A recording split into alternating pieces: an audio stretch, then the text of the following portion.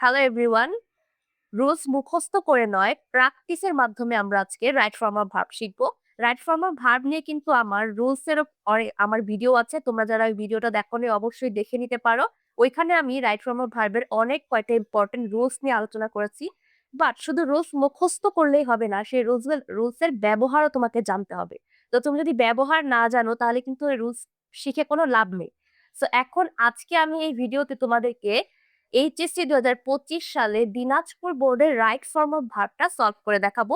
And solving এর মাধ্যমে আমি তোমাদেরকে দেখাবো যে এখানে কোথায় কোন রুলসটা ব্যবহার করা হয়েছে, কোন রুলসটা ব্যবহার করে কোন ফর্মটা ভার্বের রাইট ফর্মটা ব্যবহার করা হয়েছে। ওকে, সো পুরো ভিডিওটা তোমরা দেখবে। চলো এবার আমরা শুরু করি যে এইচএসসি 25 দিনাজপুর বোর্ডে কি রাইট ফর্ম অফ ভার্বটা এসেছিল। আচ্ছা, শুরুতে আমি বলে রাখি যে আগে আমরা কি করব, পুরো প্যাসেজটা একবার রিডিং পড়ে নিব যাতে আমরা আইডেন্টিফাই করতে পারি এই প্যাসেজটা কি প্রেজেন্টের নাকি পাস্টের। ওকে, সো এই প্যাসেজটাতে দেখো লেখা আছে শুরুতেই, জেরি ইজ অ্যান অরফান, মানে জেরি একজন এতিম। সেখানে জেরি কাহিনী সম্পর্কে বলা আছে। যেহেতু প্যাসেজটা আমি অলরেডি লিখেছি তাহলে আমি জানি যে প্যাসেজটা কি। তোমরা যখন পুরো প্যাসেজটা পড়বে তখন তুমি আইডেন্টিফাই করতে পারবে যে এই প্যাসেজটা পাস্ট রিলেটেড, যেখানে জেরির একটু কাহিনী তোমাদেরকে বলেছে। সো এখন আমরা দেখি কি কাহিনী বলেছে। তাহলে জেরি একজন এতিম, বোঝা গেল। আচ্ছা, he came to the orphanage at the age of 4, মানে সে এতিমখানায় এসেছিল 4 বছর বয়সে। তাহলে যেহেতু এই পুরো প্যাসেজটা পাস্ট রিলেটেড আমরা বুঝতে পেরেছি, তাহলে এখন আমি কি করব, বেশিরভাগই আমি কি করব, যে ভার্ব গুলো আছে পাস্টে দিয়ে দিই। কাম, কামের পাস্ট কি, কেম। ঠিক আছে, যেহেতু আমরা বুঝলাম এটা পাস্ট রিলেটেড, এইটা আইডেন্টিফাই করাই কিন্তু অনেক ইম্পর্টেন্ট, প্রেজেন্ট নাকি পাস্ট। যখন আইডেন্টিফাই হয়ে যাবে দেখবা 60%ই তোমার প্রবলেম সলভ। ওকে, তো তাহলে এখন আমরা এখানে দেখলাম যে কামের ভি2 ফর্ম আমরা ইউজ করে ফেললাম, কেম। নেক্সট দেখো, হি loss his parents in his infancy, মানে সে তার পিতামাতাকে হারিয়েছে তার শৈশবে। শৈশবে সে তার পিতামাতাকে কি হারিয়ে ফেলেছে। তাহলে এখানেও আমরা বুঝতে পারলাম এটা পাস্টে আছে। তাহলে লসের পাস্ট ফর্ম কি, লস্ট। তাহলে আমরা কি করলাম, লসের পাস্ট ফর্ম বসিয়ে দিলাম, লস্ট। ওকে, নেক্সট দেখো, then he commit to the care of the orphanage. আচ্ছা, এরপরে সে কি এতিমখানার তত্ত্বাবধানে চলে যায়।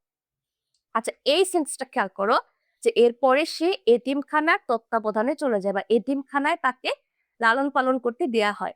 তাহলে এইখানে যে এতিমখানায় সে যায়, বাট সে এই নিজে কিন্তু এই এতিমখানার তত্ত্বাবধানে থাকবে না। এতিমখানায় যারা আছে তারা তার কেয়ার করবে, তারা তাকে টেক কেয়ার করবে। এই যে কেয়ার কথাটা বলা হয়েছে, এই কেয়ার কিন্তু সে নিজেই নিজেকে করবে না, এতিমখানার লোকজন তাকে কেয়ার করবে। ঠিক আছে, তাহলে এই সেন্টেন্সটা কিন্তু তোমার প্যাসিভে আছে। এটা কিন্তু একটু ট্রিকি রুলস, একটু মনোযোগ দিয়ে শুনবে তাহলে কিন্তু বুঝতে পারবে যে যখন কোনো সাবজেক্ট নিজে কাজ করবে না, অন্য কেউ কাজ করবে আর সে সেটার ফল ভোগ করবে, তখন সেটা হবে প্যাসিভ। আর যেহেতু তোমার এই সেন্টেন্সটা প্যাসিভে আছে আমরা বুঝতে পারলাম, তাহলে প্যাসিভের রুলস হচ্ছে কি, ভার্বের পাস্ট পার্টিসিপল ফর্ম এন্ড তার আগে একটা অক্সিলারি ভার্ব যদি থাকে তাহলে তো থাকলো, আর যদি না থাকে তাহলে তোমাকে বসাতে হবে। তো এখানে দেখো ভার্ব হচ্ছে কি তোমার কমিট, তাহলে কমিটের পাস্ট পার্টিসিপল বসিয়ে দাও, কমিটেড। ঠিক আছে, এখন দেখো তার আগে কি অক্সিলারি আছে নাকি নাই। তার আগে কি আছে, দেন হি, আর কিছু নাই, অক্সিলারি নাই। তাহলে না থাকলে তোমাকে একটা অক্সিলারিও দিতে হবে।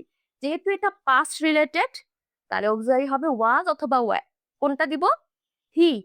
হি সাবজেক্ট, তার মানে সিঙ্গুলারে আছে, থার্ড পারসন সিঙ্গুলার থাকার কারণে তোমার এখানে অক্সিলারি হবে ওয়াজ। যদি প্লুরাল থাকতো তাহলে ওয়্যার। ঠিক আছে, আশা করি বোঝাতে পেরেছি রুলসটা। এই রুলসটা কিন্তু অনেক ইম্পর্টেন্ট এন্ড একটু ট্রিকি, ভালো করে খেয়াল করে শুনবে।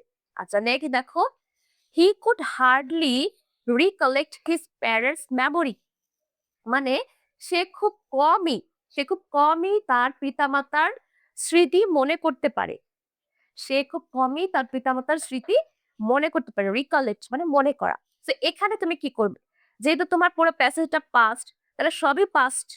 হ্যাঁ, অবশ্যই সবই পাস্ট, কিন্তু একটু খেয়াল করো যে সেন্টেন্সটা অলরেডি কোড আছে, এই সেন্টেন্সটা কি অলরেডি কোড আছে। যদি কোনো সেন্টেন্সে অলরেডি তোমার কুড, উড, শুড মাইট এই ওয়ার্ডগুলো থাকে, কুড, কুড, শুড এই ওয়ার্ডগুলো যদি থাকে, মোডাল অক্সিলারি যদি থাকে, তাহলে আর তখন এই মূল ভার্বের পাস্ট করার দরকার নেই। যা আছে তাই লিখে দাও। রিকালেক্ট। কেন? কেননা এটাই তো পাস্টে আছে। কুডটা কি? পাস্টে না? উড, কুড এগুলো কি? পাস্ট ফর্মের মোডাল। তাহলে যদি এটাই পাস্টে থাকে, আবার ভার্বকে পাস্ট করার কোনো দরকার নেই।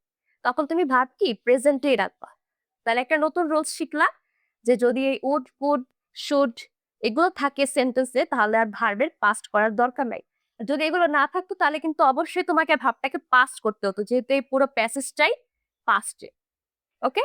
আচ্ছা। নেক্সট দেখো, in spite of being an orphan, he had developed a strong fabric of morality. আচ্ছা, in spite of মানে হচ্ছে সত্ত্বেও। একজন এতিম হওয়া সত্ত্বেও সে একটি সত্য নৈতিক চরিত্র গড়ে তুলেছিল। একজন এতিম হওয়া সত্ত্বেও কি তার চরিত্র অনেক ভালো ছিল, একটা নৈতিক চরিত্র সে গড়ে তুলেছিল, ডেভেলপ করেছিল। তাহলে এখানে দেখো ইন স্পাইট অফ একটা রুলস হচ্ছে তোমার, যদি সেন্টেন্সে ইন স্পাইট অফ থাকে তাহলে তার পরের ভার্বের সাথে আইএনজি যুক্ত করতে হবে। ইন স্পাইট অফ এর পরে ভার্বের সাথে আইএনজি যুক্ত করতে হবে। তাহলে এখানে কি আছে তোমার বি, বি এর সাথে আইএনজি যুক্ত করে দিলে কি হবে? বিং। ঠিক আছে, তাহলে এখন আর তুমি বি ভার্ব হিসেবে এম, ইজ, আর, ওয়াজ এগুলো বসানোর কোনো দরকার নাই।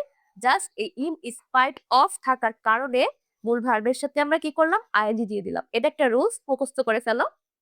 আচ্ছা, তারপরে দেখো, his inimitable morality draw him close to the writer. আচ্ছা, তার অনুকরণীয় চরিত্র বা নৈতিকতা, তার অনুকরণীয় নৈতিকতা draw him close to the writer, মানে একজন রাইটার বা একজন লেখক আছে তার নিকটে নিয়ে গেছে তাকে। মানে সে এত ভালোই চরিত্রের অধিকারী ছিল যে একজন রাইটারের নিকটে সে চলে গেছে, একজন রাইটার তাকে খুব পছন্দ করেছে। তা এখানে দেখো ড্র হিম মানে তাকে নিয়ে গেছে, রাইটারের ক্লোজ নিয়ে গেছে। তাহলে এখানেও ড্র এর পাস্ট ফর্ম বসিয়ে দাও ড্রিউ। আমি কিন্তু আগেই বলেছি যে প্যাসেজটা যেহেতু পাস্ট, বেশিরভাগ ভার্বই পাস্ট হবে। ঠিক আছে, তাহলে ড্র এর পাস্ট বসিয়ে দিলাম ড্রিউ। দা রাইটার মানে ওই যে লেখক, the writer impress with him. The writer মানে ওই লেখকটি তার দ্বারা খুবই মানে ইমপ্রেস ছিল, প্রসন্ন ছিল। তাহলে এখানে তুমি খেয়াল করো যে রাইটার আছে সে খুব ইমপ্রেস ছিল তার প্রতি। তাহলে ইমপ্রেস যে করেছে, কে ইমপ্রেস করেছে? ইমপ্রেস করেছে ওই ছেলেটা, ওই এতিম ছেলেটা। কাকে ইমপ্রেস করেছে? লেখককে। বাট লেখক কিন্তু নিজে ইমপ্রেস করেনি, ইমপ্রেস করেছে আরেকজন। লেখক সেই ইমপ্রেসের ফলটা পেয়েছে। এইখানেও খেয়াল করো এই সেন্টেন্সটাও কিন্তু তোমার প্যাসিভে আছে। কিভাবে বুঝলাম? যে যে রাইটার আছে সে নিজে কিন্তু ইমপ্রেস করেনি, ইমপ্রেস করেছে অন্য কেউ। এখানেও এই সেন্টেন্সটা প্যাসিভে আছে। তাহলে প্যাসিভের রুলস কি? প্যাসিভের রুলস হচ্ছে যে ভার্বটা আছে সেই ভার্বের তুমি ভি3 ফর্ম বসাবে ইমপ্রেসড, এন্ড তার আগে অক্সিলারি দিতে হবে, যেহেতু অক্সিলারি নাই অক্সিলারি হিসেবে আমরা ইউজ করব কি, যেহেতু এটা পাস্টে আছে ওয়াজ ওয়্যার এর যে কোনো একটা, রাইটার যেহেতু সিঙ্গুলার তাহলে আমরা বসিয়ে দিলাম ওয়াজ, ওয়াজ ইমপ্রেসড। ওকে, আশা করি বুঝাতে পেরেছি। She started. আচ্ছা, এই শিটা হচ্ছে কি রাইটার, বেসিক্যালি এখানে রাইটার একজন মেয়ে, একটা লেখিকা, এই জন্য এখানে শি ব্যবহার করা হয়েছে। So she started show affection for him, মানে সে শুরু করেছিল তার প্রতি স্নেহ দেখানো, স্নেহ দেখানো শুরু করেছিল ওই জেরির প্রতি, এতিম জেরির প্রতি। তাহলে এখানেও দেখো শো মানে কি দেখানো, তাহলে এখানেও তুমি শো এর পাস্ট ফর্ম বসিয়ে দাও শোড। তাহলে কি হলো? She started showed affection for him, মানে সে তার প্রতি স্নেহ দেখানো শুরু করেছিল। আচ্ছা, Jerry take her as his mother, জেরিও তাকে তার মা হিসেবে মেনে নিয়েছিল। জেরিও কি ওই লেখিকাকে তার মা হিসেবে মেনে নিয়েছিল। যেহেতু এটা পাস্টের প্যাসেজ হচ্ছে তাহলে এখানেও তুমি কি করো? টেকের পাস্ট ফর্ম বসিয়ে দাও টুক। ওকে, আচ্ছা, হি ফ্যাব্রিকেটেড এ লাই উইন হার হার্ট। আচ্ছা, এখানে একটু খেয়াল করো, হি ফ্যাব্রিকেটেড, হি মানে কি ওই জেরি, জেরি ফ্যাব্রিকেটেড এ লাই মানে একটা মিথ্যা বানিয়েছিল উইন হার হার তার জয় করার জন্য, তার হৃদয় জয় করার জন্য বা তার মন জয় করার জন্য। তাহলে এখানে খেয়াল করো যে লেখিকা আছে, সে লেখিকার মন জয় করার জন্য জেরি কি করেছিল? কিছু মিথ্যা বানোয়াট কথাও হয়তো বলেছিল বা মিথ্যা কিছু গল্প বলেছিল। কিসের জন্য বলেছিল? তার মন জয় করার জন্য। সো যেই সব ধরনের সেন্টেন্সে কোন একটা উদ্দেশ্য থাকে, কোন একটা উদ্দেশ্য নিয়ে একটা কাজ করা হয়, যে সে মন জয় করার জন্য মিথ্যা বলেছিল। একটা কাজে উদ্দেশ্য নিয়ে আরেকটা কাজ করেছিল। সেইখানে আমরা কি করব? যে ভার্বটা আছে সেই ভার্বের আগে আমরা টু ইউজ করব। To win, to win. ঠিক আছে? এটা এটা আরেকটা রুলস তুমি শিখলে যে যখন আমরা কোন একটা উদ্দেশ্য নিয়ে একটা কাজ করব, সেই কাজের আগে আমরা টু ইউজ করব আর ভার্বের প্রেজেন্ট ফর্ম থাকবে। টু উইন ভার্বটা আবার পাস্টে দিয়ে দিও না। ভার্বের প্রেজেন্টই থাকবে বাট তার আগে হবে টু, টু উইন। ঠিক আছে? আচ্ছা এরপর দেখো দ্য অরফান বয় মানে ওই এতিম ছেলেটি কাম ক্লোজার টু হার মানে এতিম ছেলেটি তার খুব নিকটে চলে গিয়েছিল। মানে ওই লেখিকার খুব নিকটে চলে গিয়েছিল। তাহলে এখানেও কাম আছে যেহেতু তুমি কি করো? পাস্ট বসিয়ে দাও কেম। ঠিক আছে? আচ্ছা এরপরে she also love him like her son. সেও তাকে তার ছেলের মতোই ভালোবাসতো।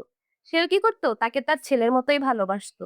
তাহলে এখানেও লাভ এর পাস্ট ফর্ম লাভড দিয়ে দাও। দেখো বেশিরভাগ ওয়ার্ডে কিন্তু এখন পাস্টে হচ্ছে। বেশিরভাগ ভার্বই পাস্টে হচ্ছে। এটা কিন্তু আমি আগেই বলেছিলাম। আচ্ছা once she leave the place. Once মানে একসময়, শি মানে কি? ওই যে লেখক, লেখিকা, লেখিকার কথা বলা হচ্ছে যে একসময় ওই লেখিকা লিভ দ্য প্লেস ওই জায়গাটি ছেড়ে দেয়। ওই জায়গা বলতে এতিমখানার কথা বলা হচ্ছে যে এতিমখানাটা একসময় ওই লেখিকা ছেড়ে দেয়। বাট কিন্তু she cherished the memory of the boy till her old age কিন্তু সে ওই ছেলের স্মৃতি আহ একদম বৃদ্ধ বয়স পর্যন্ত তার মনে ধারণ করে রাখে বা লালন পালন করে। কথাটা হচ্ছে এটা যে ওই লেখিকা একদিন ওই জায়গা ছেড়ে চলে যায় বা একদিন ওই এতিমখানা ছেড়ে চলে যায়, কিন্তু সে তার বৃদ্ধ বয়স পর্যন্ত ওই ছেলের মানে জেরির স্মৃতিগুলোকে মনে লালন পালন করে রাখে। তাহলে এখানেও দেখো সেম, কিছুই করার দরকার নাই। লিভ, লিভের পাস্ট ফর্ম বসিয়ে দাও লেফট। যে এক সময় সে ওই জায়গা ছেড়ে চলে যায়। অ্যান্ড শি চ্যারিশ, চ্যারিশ মানে লালন পালন করা। তাহলে চ্যারিশেরও তুমি কি করো? পাস্ট ফর্ম বসিয়ে দাও চেরিশড। ঠিক আছে? Cherish the memory of the boy till her old age. দেখো একদমই কিন্তু ইজি। এইখানে কিন্তু 60 কেন 80% ভার্বই তোমার পাস্টেই হলো। সো এইভাবে তুমি যদি আইডেন্টিফাই করতে পারো যে প্যাসেজটা প্রেজেন্টে আছে নাকি পাস্টে, তাহলে কিন্তু তোমার অনেক প্রবলেম সলভ হয়ে যাবে। সো এইভাবে করে তুমি যত বেশি প্র্যাকটিস করবে তত বেশি তুমি আরো নতুন নতুন ট্রিক্স শিখতে পারবে। আশা করি ভিডিওটি তোমাদের খুব উপকারে আসবে। যদি ভালো লেগে থাকে অবশ্যই আমার চ্যানেলটি সাবস্ক্রাইব করবে। কার যদি কোনো প্রশ্ন থাকে অবশ্যই কমেন্ট সেকশনে জানাবে। দেখা হবে নেক্সট ভিডিওতে। আল্লাহ হাফেজ।